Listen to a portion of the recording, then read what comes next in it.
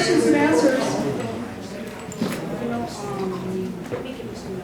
Dr. Sylvia, can I just, I asked June to leave this picture up on the board for one fun thing. June didn't talk a lot because he didn't, we don't have a lot of time to talk, but his archaeological work, this is a picture probably about 1912, if I'm right, 1908, 1912. And June's archaeological work was right here. This building became the cultural center. It's directly across from the front of the church. His first archaeological work 2 summers ago, was right here. I was fortunate enough to try and convince his graduate student to excavate the footprint of this building, because I own this building and a building that got attached later on, and this building that got torn down, to excavate that. And I was told by many people, and this is where archaeology can I shouldn't use the word, but archaeology can trump the facts. Okay. And just another word, okay? Another word. Anyway, here I've been told all along, and I convinced her, you got to dig the footprint out this, because this is a colonial building. I said to her, this is a colonial building. It's I'll call it an upright cedar structure. I'm positive, because I had photographs of it the turn of century. Well, she got tree ring dates this summer, and the tree ring dates came back, every one of them, 1915. I'm going, 1915, wow. So this has got to be after 1915, probably 1918 or 1920. Anyway, now that I have a film crew working on it to renovate it for a movie, they tore all the plaster off the walls, and the header beams in the Hakal structure are all probably what look like telegraph utility poles from the 1890s, 1900. Archaeology was right, tree ring dates were right, and oral history is completely wrong. That's not saying that oral history should be wrong, but we substantiated with scientific evidence, and the evidence is twofold. Tree ring dates don't lie, and markers on old telephone or telegraph poles don't lie either, and they're in the walls of that building. And so here I am, it's not a colonial structure. So we learned a lot, so that's the kind of fun we have in doing things in Abiquiu. I'll return it to Sylvia. Thank you, Charlie. Are there questions? Take it back again. Yes, my question is particularly seeing that aerial view of Sapawe and then being told that the current Pueblo of Abiquiu sits on an old Pueblo. Can you talk about what you know about the Pueblo below? I can a little bit. Yeah. And not in much detail. I mean, I mentioned that it's not directly on top.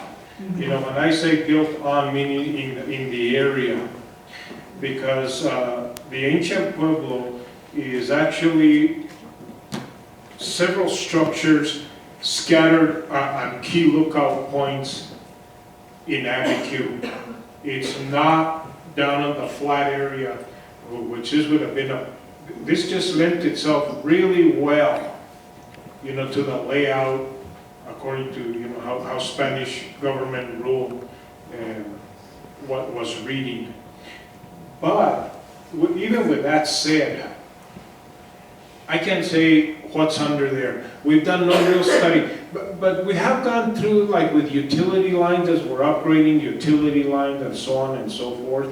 So I'm real careful to be looking at the profile. I happen to be working on those projects and looking at the profile, and there are definitely areas that we somewhat stay quiet about until, a later date when we can really do something maybe, formal. And we know that. We know where those areas are. But it's not per se directly on top of one ancient Pueblo. Does the Landgrant Board have particular feelings about excavation, ground penetrating radar, etc.? And what are they? So we have memorandums of understanding with both the Library and Cultural Center and the Merced Board. they have regular reporting sessions, and they ask for us to come back and present to the broader community too, so that everybody's tied into it. And the leadership of the project draws and puts together fantastic celebrations like we've had a couple of times now, where that is reported to the community. But yeah, the idea that we have absolute responsibilities to do due diligence before ever breaking ground, using ground penetrating radar has always been the first step of any kind of archaeological prospection on the Landgrant, and is something that we run by our partners before trowel ever touches dirt. Later on, I could maybe bring up some pictures while people ask the questions, but you can see in our excavation spaces what Charlie and Isabel and Virgil have all been talking about, the palimpsests of these buildings like we've had on top of, the adobe buildings with their footprints sitting on top of, jacal post holes in the ground, sitting on top of, sterile soil with the pick marks of the picks going down to cut that noria into the hard earth on that site, as opposed to up in Moki, right? It's a totally different story up there. But each time, the teams always use ground penetrating radar and as much oral tradition and as much, surface collection and careful analysis of those finds before any kind of excavation takes place. Does that answer your question? And I can tell you, right, let me use this. We were lucky that we were able to renovate Grandma's house. Grandma's house is where that jacal structure is. She built a house when she moved the family into that space, and there's our house right there now. So that's, here we are many years later. But that entire top of that pueblo up there of Moque, you can't walk 6 inches without standing on potsherds and lithic material and cultural material. And to the point where even this summer I was cutting little tiny weeds that were coming up in front of my front steps. I was raking, and I looked down and I went, wow, here's a first right-hand finger bone from some poor soul whose finger bone ended up in the garden. So it is, like Virgil said, not everything's been mapped. It's impossible because the cultural landscape has changed since the Anisos were brought in there. They built, it got torn down. That whole landscape is in constant change. Houses built, torn down, new houses built, torn down, recycling of materials and adobes and everything else. So even in walls, in many of the standing structure in Abiquiu, look at the adobes. Inside the adobe mixture that made the adobes are lots of potsherds. So it's a constant churn in Abiquiu. It's not so clean that you can see real good stratigraphy and everything else. Some spots there may be, but there's been little archaeological work done. UNM did some work back in the 40s near the cemetery there, and then in the 60s there was some more work done in the same spot. People have talked about the archaeological nature there, but nobody's really made a map of the ancient pueblo in Abiquiu. And to be honest with you, I think it would be almost impossible because the built environment has changed it so much.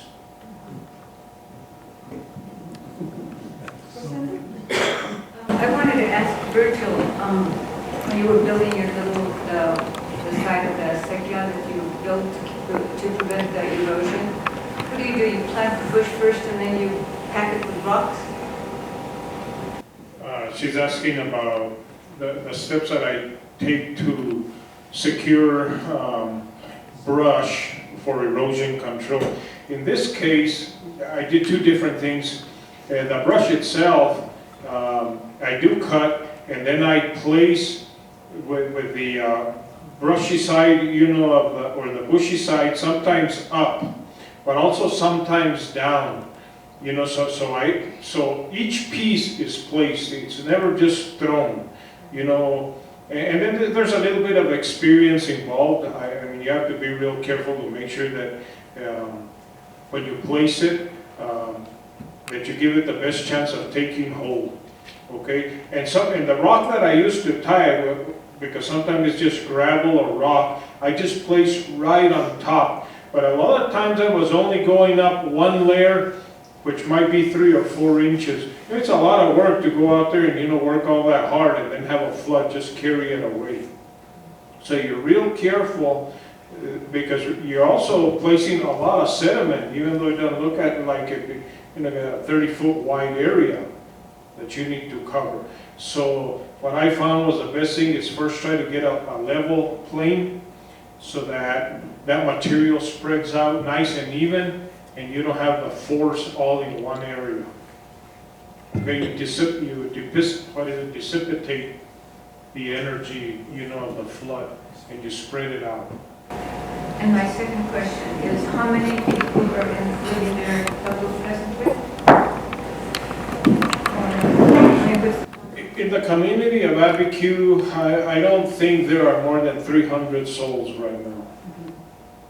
And most of them aren't in the plaza itself anymore. They're up the canyon from the plaza. Right. Yeah, the community at one point made a decision to create another spot, you know, for building lots for houses.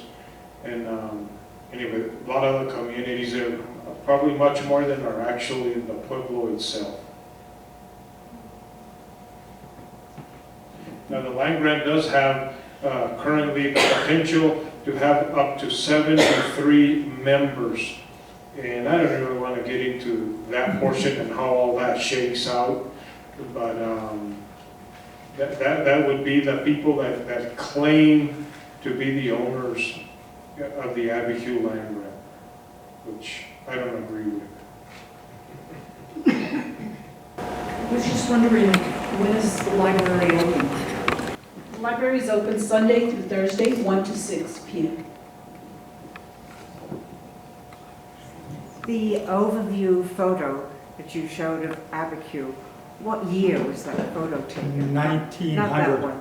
1900. With the gardens and everything. Yeah, that was 1900. 1900. Oh, this one, can I ask a question about this one? Where was this taken? Is that, This, Okay, the other one? Yeah, well, this is 1900.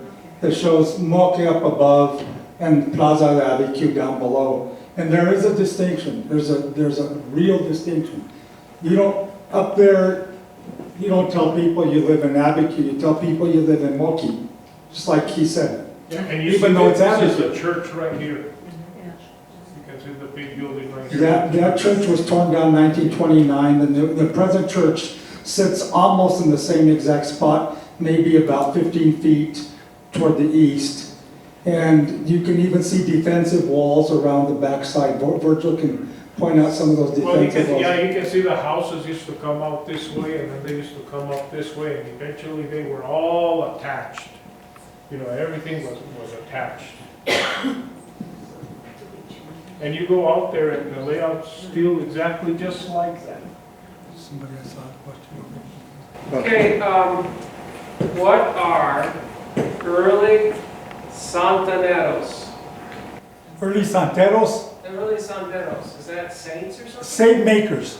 Saint makers. It's a word. Image. Image makers. And unfortunately, it's a word that was made up by the Taos art colony. That never, the people that came here assumed that if you were a shoemaker and shoes are called zapatos, you're a zapatero. If you collect wood and wood is called leña, you're a leñero. And so they made up the word because people made santos, they made up the word santero. Never existed in the colonial period. These artisans were known as either escultores, pintores, sculptors, painters, or in many cases they refer to themselves in documents as maestros, either translated as teacher or masters. So the early santeros were the early saint makers in New Mexico. And the wonderful thing about, we were talking about that on the way up here, what the map that June put up, if he could put up the map, the 1778 map of a portion of the map drawn by the famous cartographer Don Bernardo de Meri Pacheco, a Spaniard who come and lived the rest of his life in New Mexico and made the most fabulous maps in New Mexico in the colonial period. I recently found documents describing his stay in the village of Abiquiu, and it describes him painting a perspective painting of the titular image of Santa Rosa in 1780, which was still a very functional community. Santa Rosa is 2 miles down road from the Genisto village of Abiquiu. Santa Rosa was the first Spanish village of Abiquiu. Santo Tomas that we've been talking about today is the Genisto village. But Don Bernardo was in Abiquiu painting a painting, and that painting, believe it or not, unbeknownst to most art historians who haven't figured this out, still hangs in the church in Abiquiu to this very day, painted in 1780. It's the largest extant painting of the famous Spaniard who emigrated to New Mexico. Cool. Virgil, I think those silvestres or the barrancos, are they indicated on that map? No, this is too small. The scale's too small to have it on there. No, it doesn't. They just, it's Abiquiu. No, I don't see it on the map here, but you see Abiquiu, of course, circled. Right. And then this is probably the Chama River, right in here. Right. And then the next thing they call here, Valle la Piedra Lumbre. And you know, if you go up like where the Abiquiu Dam is, you know, that's what we call the Valle la Piedra Lumbre, all that expanse that's in there. So, Silvestres is right in here, well, actually right about from here this way, right in here. This looks like it could be the Abiquiu Creek coming in right here. Okay, so Barranco sits right about here, and then Silvestre sits just a little bit further up on the opposite side of the river. Thank you. The Acequia, you know, serves the agricultural requirements. What kind of agriculture is being served? What crops, pasture lands? What's the, you know, sort of what's the breakout? Well, originally the Acequia is also domestic water use, you know, and there are some, like my Acequia, south of Abiquiu, because I'm in the mountains also. The pictures I was showing you are south of Abiquiu, in the mountain, well, what we call the Vallecito San Antonio area. Okay, so there it still serves our domestic water use purpose, for one. Okay, and then of course it's also for mainly right now grazing crops. On occasion we'll plant, you know, oat hay. Right now we don't do alfalfa and those kind of plants that were there, or that kind of forage, because of the elk situation that we deal with. But I'd say less than 2 years ago, and now it's been a lifetime deal with me, with my father. You know, every visit, you know, with my father to Vallecito, which has been a lifetime event, it is a big interview with me. And he was talking to me about my grandmother reading him a list, or he knowing the requirements to survive the winter feed-wise. And he was telling me how many gummy sacks they needed, you know, of beans. That's how they measured their, you know, the crops they needed, at least those particular ones. How many of peas, how many of habas. He would tell me that they stacked pumpkins, a whole room almost full of pumpkins. Okay, and then they would also trade with people like in Abiquiu for certain produce like green chili. They could use pumpkins to trade for that, because in Abiquiu you get squash bugs, so it's really hard to have a successful, you know, pumpkin crop. The other thing that and I know you're probably asking more of what we're doing today, being that you know, food is something that's readily available to us, you know, via the commercial market, and much less people are growing food. But the other staple were grains, wheat especially, and wheat, that could be harvested and then milled, so people there's a threshing floor right there next to our house up in Vallecito, and then of course that grain would be taken down to wherever there was a mill. There were different mills, and then there would probably be a harder process. Also, a certain amount of the wheat flour after that would be milled would stay with the miller, and then you would of course take your share. So she knew how much of that she needed as well. June was just reminding me that some of you have been to Ranchos Golondrinas and seen all the different molinos, the mills there. And one of the mills there at Ranchos Golondrinas is actually from Abiquiu. We have pictures of it as it was functioning in 1900. And so, and that was primarily for wheat, right? Yeah. Well, for grain, primarily, but corn and wheat. My wife's grandmother told me that there were also mills in Abiquiu for grinding. People had smaller mills for grinding red chili into pods into powder. So you never want to grind your wheat on a stone that the red chili's been ground on. So there were specific kind of things like that too. And then I'll give this back to Virgil. Everybody had kitchen gardens. Everybody. Couldn't survive unless you had one.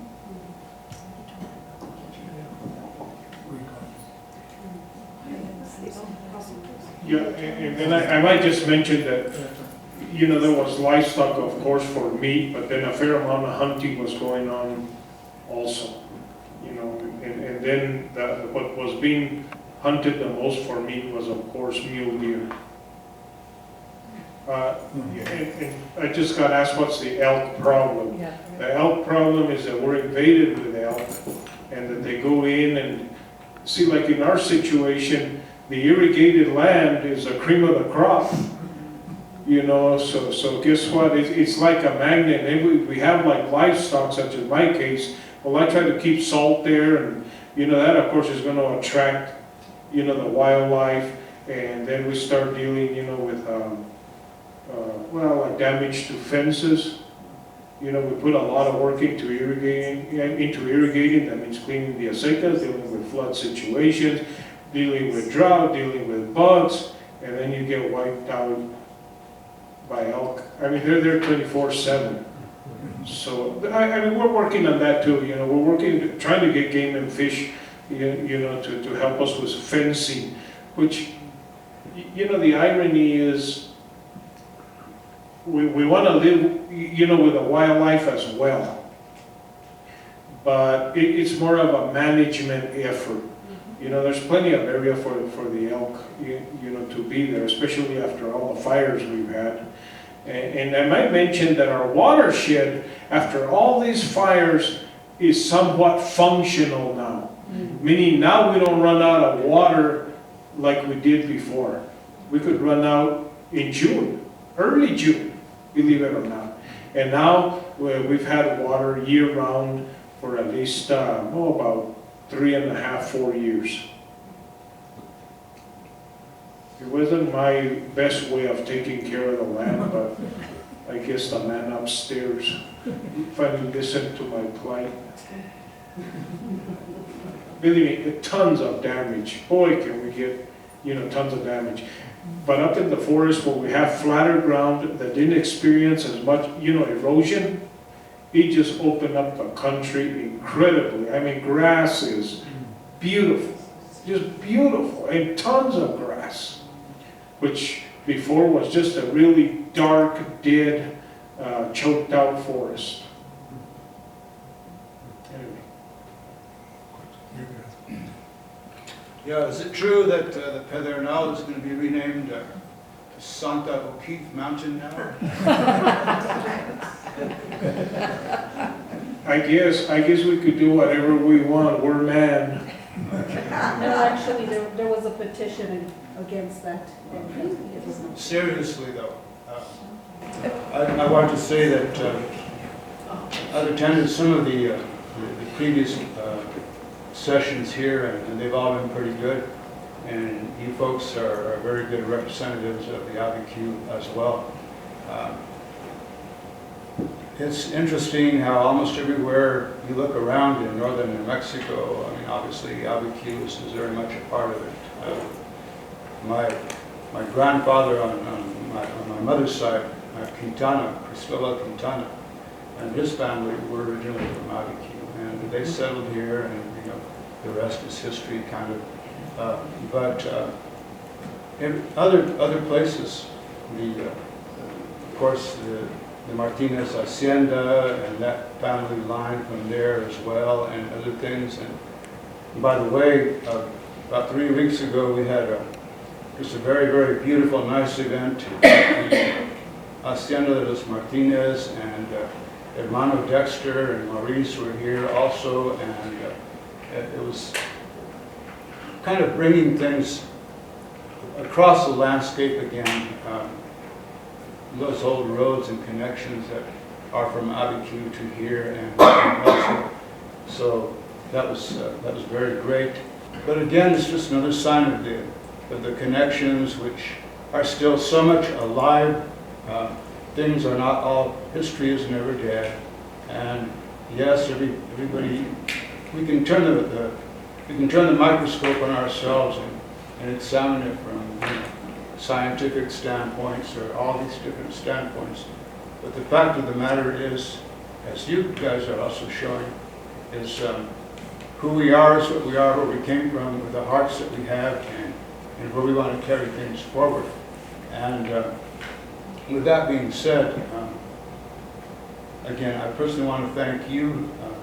If there's anything I can do to help, I don't know if you've already talked with like the Northern Rio Grande National Heritage Area people. I'm a member of that, and we're willing to help in terms of partnership, you know, with that, or any other way that we can. And Isabel, I want to just give you my card here too. I'd like to stay in touch with you. And I don't know if you have any cards to share with yourself, but I can get it online. Jose Villa was one of the hermanos in Abiquiu, and he was the director of that project, so we're well connected with him. Yeah. Because we just want to help develop all the way up like that. Thank you. So just want to make those comments, and as far as St. O'Keefe, Well, let me tell you what happened one time, Minnie, and I won't use a microphone. Somebody this was years ago, they came in the plaza, we were down the plaza, and they said to my wife, "Is this where Georgia is from?" And my wife said, "No, this is where my ancestors from. Georgia's a very latecomer." You know, and it's not to disrespect her, because she did a lot of things for the village.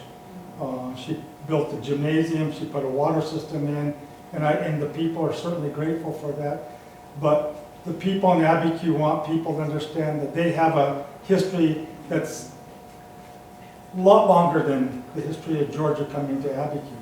And that's the tough thing we're going to be dealing with in the village in the next couple of years, when the museum, the visitor center is built there to memorialize one individual, while the village that it stands next to is being forgotten. And that's the tough thing we're facing. Yeah, and you know, my interpretation is Georgia gives credibility to what we talk about. That's why she chose to make her home. So, you know, in that sense, that can tell you a lot too. So that's an avenue that we can use, you know, to introduce Abiquiu and that other portion, you know, of Abiquiu as well. You know, I'm one of those people who are always looking for that avenue. Which way will someone pay attention? What interests them? Give me your favorite subject. I can get around to where I need to go. And all I need is to have your ear first. Yes? Was there any military component to the original settlement? It was designed in that way to be, but But was the military stationed there? Not at all. There was an urban militia, okay, that moved around the landscape. And when I mean an urban militia, in fact, the guy that was in charge of the urban militia was from Abiquiu. And but there was no station of soldiers per se in Abiquiu. Abiquiu was built basically to defend the citizens. The Genízaros themselves were there to defend that northern periphery. So it was citizenry who defended it more than soldiers. And that was the urban militia in Abiquiu. Another question though. Because they were all Genízaro, and everything was done on the Spanish system and everyone became Catholic, are there other elements of native tradition that you can see that came down through history that are still prevalent? I think the most obvious is food. We eat things in Abiquiu that nobody else eats. For instance, one of the foods, there's a spring weed that everybody calls a reed. In English, it's called Rocky Mountain beeweed. Okay? It grows very, very tall when the summers and the rains are good. Has a beautiful light purple and lavender color blossom on the top. They usually grow about 4 feet tall if it's been a rainy year, only about 1.5 feet tall if it's been a dry year. The tender shoots of the Rocky Mountain beeweed are still eaten in Abiquiu by families, and we use a Tewa word for it, and the word is wako. Okay, it's evidenced in foods. I recently, only a couple of years ago, interviewed a couple of people in Abiquiu, and they were making the equivalent of what we know from Hopi country as peaky bread, the very thin peaky bread you get out. And in Hopi country and some of the western Pueblos, they have different names. But the Tewa people also had that the same tradition. I don't remember the Tewa word for it, but it was being made in Abiquiu too. So there are food customs that are evident. And I'll add one other thing. I witnessed his grandmother, my wife's grandmother, go out in the morning from that top of that hill in Moque, and she would look down at the plaza, and she would look and make the sign of the cross in 4 directions. And then she would finish, and I would ask her, why did you do that? Where did you learn? And she said, I learned that from my grandmother. Okay, is it a Native American tradition? I can't prove that. But there are elements, and I've always been a proponent that anthropologists have argued for years that Hispanic people Hispanicize Native Americans. And I thought, let's turn on itself. How did Native Americans Pueblo size or Native American size Hispanos? Right, you go across the street to Our Lady of Guadalupe, the Stations of the Cross, Christ is walking in front of Taos Mountain. Yeah. And so that dialogue is a new dialogue. You know, what are the traditions? Architecturally, it's very difficult to tell because the Spanish dictated how to build this defensive plaza, and they're not building in Comanche-style buildings or Navajo-style buildings or anything else. They're building in a thing described by the decrees of 1754 to build a defensive plaza. And so we're so far we can't see that archaeologically. Maybe if he has 100 years of students there, we'll be able to see that, you know. But we can't see that yet. And then again, you know, for our feast day, our Indian dances are significant. That's very different. Yeah. And, you know, one of my ironies is how we attempt to compare things and how we attempt to dissect everything because we just have to know the answer, the exact answer. And I'm one of those people who loves mystery. A lot of people are just, you know, I think it has to do, you know, kind of with staying open-minded, I think. You know, anyway. So lots of people go to Abiquiu and try to compare our dances because we're Genízaros Oh, that must be Comanche. Oh no, that's Apache. Oh no, that's Tewa. And I said, no, it's Gemisaro. You know, I guess say what you want, but I'm gonna defend Abiquiu to the court, and that's Gemisaro. Okay, and we're not here to try to, you know, I don't go down that road, okay? When we've talked about perhaps researching and going down the road of federal recognition, I mean, my first question is, does the community want it? That's really the first question.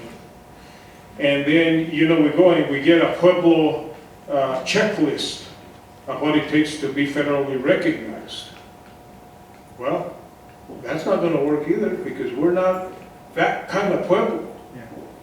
You know, when we're asked to look for kivas. Oh, where's the kiva? The kiva, that's your ticket down to federal recognition. There's our kiva in the middle of the Pueblo. That's our kiva. That's where we practice our religion. Remember, we're Gemisaro. Okay, so we keep trying to pull away at it, and I say, no, it's very different, because we're neither totally the Hispanic side, but we're not totally the other side either. You see, so we have to start to stand on our foot for what we have, or else we'll start believing we're something else. And that's my caution. Anyway. I have a question about you have a brief synopsis of the history of the Pueblo as a frontier defense and fortification, like repelling raids, or was it just a strong place of like, don't come this way? They were hit constantly. Constantly hit. I mean, even to the living memory of his grandfather, talking about children being stolen and families being raided. And this is in living history. This is in Virgil's lifetime. He heard those stories. I heard those stories from grandma, his grandma on the other side of the family. So the village was constantly on alert. Yeah, and you know, I mean, you can choose to fight, which one of the criteria for the land grant, to take the land grant, was to run militia duty, to run campaigns. But it was pretty tough, because the Spanish government wasn't also providing resources to Abiquiu. I mean, this is a sad fact. You know, there's there's a roster, but I want to say there's a list of the supplies that the Gemisaros have, you know, pertaining to military defense. One musket, no powder, no musket balls, and one jack. And that's in the army. And every soldier with the bow and arrow. So you know, what ends up actually happening as well, it's a lot easier to work with, kind of diplomatically with your neighbors.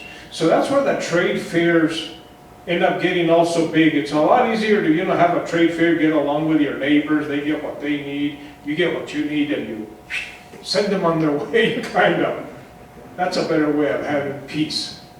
And what Charlie's referring to is, and I'm not going to go into it, although I know it'd be worth it, but my great-great-grandfather, Juan de Dios Trujillo, was a captive in a raid in Abiquiu, and he was kept a slave for 9 years.